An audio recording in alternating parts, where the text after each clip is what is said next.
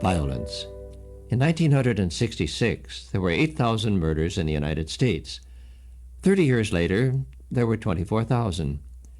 In 66, there were 200,000 violent crimes. 30 years later, the number had climbed to over 1 million.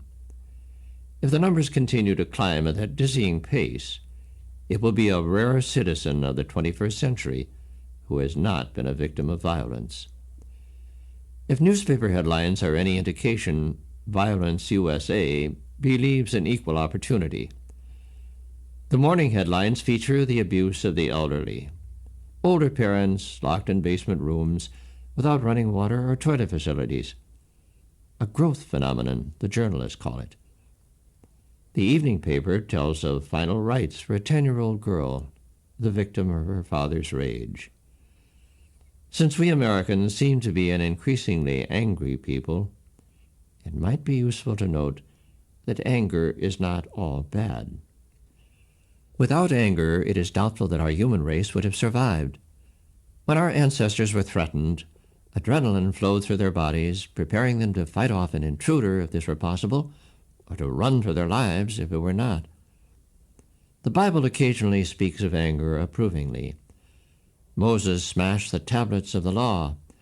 Jesus whipped the money changers from the temple. In all these cases, the flowing adrenaline served a good, even noble purpose. One source of anger today is frustration.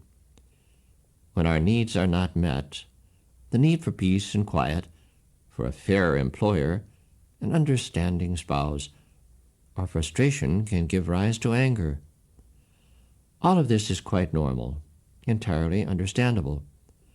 But our feelings of anger, if unexamined, can lead to aggression, and this presents a problem. We have been hurt, and so we will hurt in return. Our aggression may not take the form of a slap or a blow. It may appear as a sullen silence, a vicious word. We spoke of unexamined anger causing problems. If we fail to identify and deal with our frustrations, they may lead to hostility. We will find ourselves moving through life with a chip on our shoulder, waiting for some hapless spouse or neighbor to knock it off. It should be clear that anger, aggression, and hostility are very different things. The first is a useful, even valuable emotion. The other two are not, for they are the seeds of violence.